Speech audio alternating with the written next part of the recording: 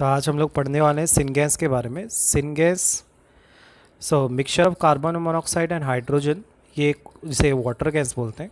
और अगर इस वाटर गैस को मेथेनॉल और अदर हाइड्रोकार्बन के लिए प्रिपेयर के लिए इस्तेमाल किया जाए तो इस टाइप को सिनगैस और सिंथेटिक गैस बोलते हैं।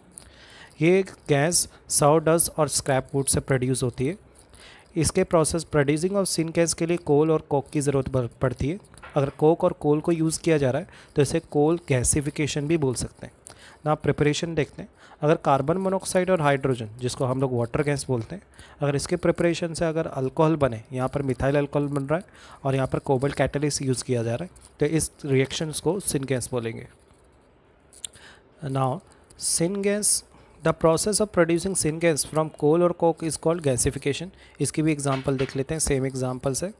सेम इसी तरह से syngas is also use to prepare hydrogen, और सिनगैस के ज़रिए हम लोग हाइड्रोजन भी प्रोड्यूस कर सकते हैं। एग्जांपल है, जब वाटर गैस को हॉट स्टीम वाटर से रिएक्ट किया जाएगा in presence of ferric trioxide and chromium trioxide at 773 kelvin. यहाँ पर ये जो रिएजेंट है ये कैटलिस्ट है, तो बनने वाला प्रोडक्ट मिलेगा कार्बन डाइऑक्साइड और hydrogen.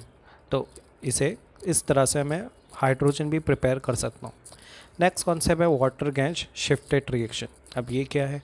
Since it is difficult to remove carbon monoxide from the water gas, obtaining hydrogen from water gas also become difficult.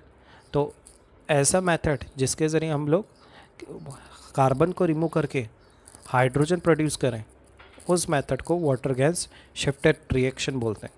Water gas is mix with steam and heated at 673 kelvin in presence of iron chromate. तो ये reaction method है। इसमें हम लोग carbon monoxide water के साथ react करेंगे और फेरिक क्रोमेट, ये हमारा कैटलिस्ट है, जिसके साथ रिएक्ट करने पर हमें कार्बन डाइऑक्साइड और हाइड्रोजन मिलेगा। ठीक है। Sodium arsenide solution remove carbon dioxide by this method. ना केमिकल रिएक्टिविटी देखते हैं हाइड्रोजन का। डाइहाइड्रोजन का मतलब भी H2 ही होता है। केमिकल रिएक्शन टेक प्लेस में hydrogen hydrogen bond is break, तभी होगा। और हाइड्रोजन हाइड्रोजन बॉन्ड ब्रेक होना इतना इजी नहीं है, क्योंकि कोवैलेंट बॉन्ड होते हैं। तो इनको ब्रेक करने के लिए 435.88 किलो जूल पर मोल की एनर्जी प्रोवाइड करनी पड़ती है at standard temperature. Standard temperature is 298 kelvin. Due to high bond enthalpy not reactive at room temperature. इतना ज़्यादा इंथैल्पी होने की वजह से, हीट एनर्जी होने की वजह से ये नॉर्मल रूम टेम्परेचर पर तो रिएक्ट नहीं करेगा। तो इसे रिएक्ट करवाने के लिए, यानी कि बॉन्ड को, हाइड्रोजन के बॉन्ड को ब्रेक करने के लिए इसे हाई टेम्परेचर और प्रेशर विथ कैटलिस्ट देना पड़ेगा, तब हाइड्रोजन का बॉन्ड ब्रेक होगा। तो हाइड्रोजन ब्रेक करने के लिए हम लोग मेटल्स और नॉन मेटल दोनों का इस्तेमाल करते हैं, और इस तरह से बनने वाले कंपाउंड को हाइड्राइड भी बोला जाता है। नेक्स्ट है hydrogenation. The word hydrogenation indicate क्या? एडिशन ऑफ हाइड्रोजन, इसका सिंपल मीनिंग होता है। तो hydrogen react with various organic compound to give useful and commercially important product. तो अब कौन से वो प्रोडक्ट है ज़रा वो देखें।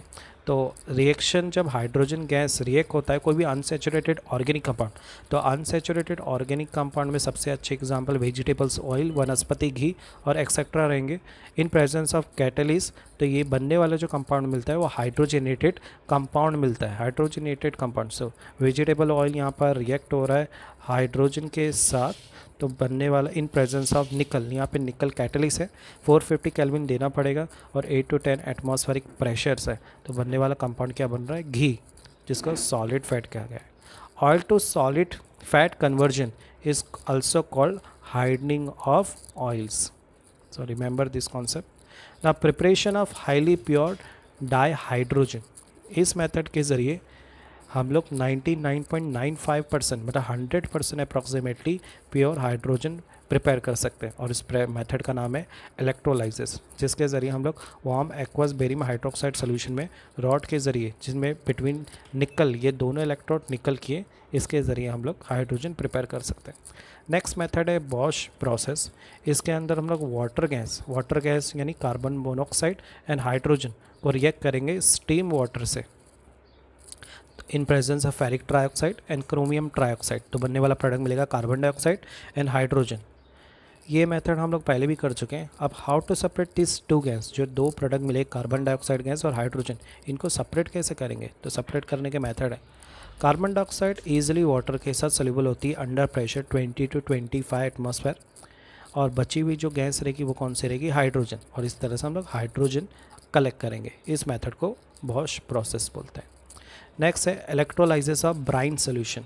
ब्राइन सोल्यूशन मतलब एक्वस सोडियम क्लोराइड। इसमें हम लोग 2 इलेक्ट्रोड पुट करेंगे और उन्हें बैटरी से कनेक्ट करेंगे। सोल्यूशन वो यहाँ पर हम लोग जो सोल्यूशन ले रहे हो वो सोडियम क्लोराइड सोल्यूशन रहेगा। जैसे ही इलेक्ट्रिसिटी स्टार्ट करेंगे तो रिएक्शन में एनोड ऑक्सीडेशन करेगा और कैथोड रिडक्शन करेगा। तो एनोड की तरफ सारे क्लोरीन मॉलिक्यूल स्टिक होंगे और कैथोड की तरफ सारे के सारे हाइड्रोजन गैस लाइब्रेट होंगे और इस तरह से हम लोग हाइड्रोजन को प्रिपेयर कर सकते हैं। ये उसका सेल रिएक्शन है। सोडियम क्लोराइड डिकम्पोज हो रहा है वाटर के अंदर और आयन जनरेट कर रहा है, एक Na+ ion and chlorine minus ion. Similarly sodium chloride aqueous है, तो एक्वस में तो वाटर भी प्रेजेंट है इसके अंदर, तो H2O भी आयोनाइज हो रहा है और H+ और OH- आयन जनरेट कर रहा है। एनोड में क्या हो रहा है, एनोड में क्लोरीन ऑक्सीडेशन कर रहा है और Cl2+ 2 इलेक्ट्रॉन्स दे रहा है। कैथोड में वाटर मॉलिक्यूल उस 2 इलेक्ट्रॉन का एडअप कर रहा है और H2 molecule plus 2H- ion बना रहा है। अगर ओवरऑल रिएक्शन देखें तो एनोड और कैथोड दोनों रिएक्शन को एडअप करो, दोनों में कॉमन क्या है, 2 इलेक्ट्रॉन्स, वो कैंसिल हो जाएंगे एंड द रिमेनिंग पार्ट हमारा टोटल नेट रिएक्शन होगा। Next part is by oxidation of hydrocarbon. Reaction of steam on hydrocarbon at high temperature in presence of catalyst yield hydrogen. इस method में हम लोग oxidation करेंगे, oxidation by hydrocarbon. तो hydrocarbon कोई भी मीथेन, इथेन, प्रोपेन कुछ भी रहेगा। We are reacting with water in presence of catalyst nickel at high temperature is 1270। यहाँ पर टेम्परेचर पहले से लिखा हुआ है। Give me carbon monoxide and hydrogen. तो हाइड्रोजन की क्वांटिटी के लिए ये मैंने फार्मूला बनाया है रिएक्शन का। नीचे एक एग्जांपल दी हुई है रिएक्शन की। जब मीथेन हाइड्रोजन के वाटर के साथ रिएक्ट कर रहा है तो बनने वाला कंपाउंड क्या है, कार्बन मोनोऑक्साइड एंड हाइड्रोजन, जिसको हम लोग वाटर गैस और सिन गैस भी बोलते हैं। नेक्स्ट मेथड है हाइड्रोजन प्रिपेयर करने का फ्रॉम स्टीम। इसे लैंड प्रोसेस भी बोलते हैं। इसमें हम लोग मेटल्स स्पेशली आयरन को सुपर हीट करेंगे with water gas in presence of high temperature. It give me ferric tetroxide and hydrogen. तो ये भी एक मेथड है जिसके ज़रिए हम लोग हाइड्रोजन प्रिपेयर कर सकते हैं। ठीक है, नाउ नेक्स्ट मेथड, अब फिज़िकल प्रॉपर्टी भी आते हैं। इतने ही मेथड थे। पहली फिज़िकल प्रॉपर्टी, हाइड्रोजन को देखा नहीं जा सकता, ये कलरलेस है, कोई स्मेल नहीं है, ऑर्डरलेस है और टेस्ट, इसका कोई भी टेस्ट नहीं है, टेस्टलेस है। ये एक जलने वाली गैस है इसलिए कंपोजिबल गैस बोलते हैं और ये वाटर के साथ सल्यूबल नहीं होती। यूजेस पर आते हैं तो हाइड्रोजन का यूज़ कहाँ कहाँ पर होता है। पहला use manufacture of vanaspati ghee. Next use synthesis of ammonia and by Haber process. Ammonia prepare करने के लिए भी हाइड्रोजन का यूज़ करते हैं। मीथेनॉल हो गया, हाइड्रोजन क्लोराइड हो गया, मेटल हाइड्राइड हो गया, इस तरह के बहुत सारे रिएक्शन को प्रिपेयर करने के लिए हाइड्रोजन का यूज़ करते हैं। Fuel cell for generating electrical energy we are using hydrogen gas. Next is metallurgy. जितने भी एक्सट्रैक्टिंग ऑफ मेटल के मेथड हैं उसमें हैवी मेटल को मेटल ऑक्साइड से मेटल में कन्वर्ट करने के लिए भी हाइड्रोजन का यूज़ करते हैं। एटॉमिक हाइड्रोजन और ऑक्सी हाइड्रोजन टॉर्च बनाने के लिए भी हाइड्रोजन का यूज़ करते हैं। रॉकेट फ्यूल के अंदर लिक्विड हाइड्रोजन और लिक्विड ऑक्सीजन होता है, तो यहाँ पर भी इसका यूज़ होता है। नेक्स्ट ज़रा और डिटेल में देखते हैं एटॉमिक हाइड्रोजन और ऑक्सी हाइड्रोजन क्या है। तो atomic hydrogen for cutting and welding of metal हमें वेरी हाई टेम्परेचर चाहिए रहता है।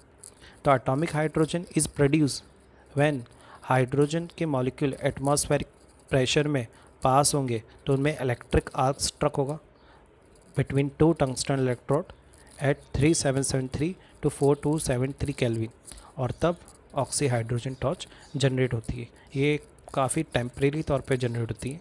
क्या करना रहता है, हाइड्रोजन को इस टेम्परेचर पे हीट करना रहता है। हीट करने पर जो हाइड्रोजन मिलता है वो रहता है मेरा एटॉमिक हाइड्रोजन।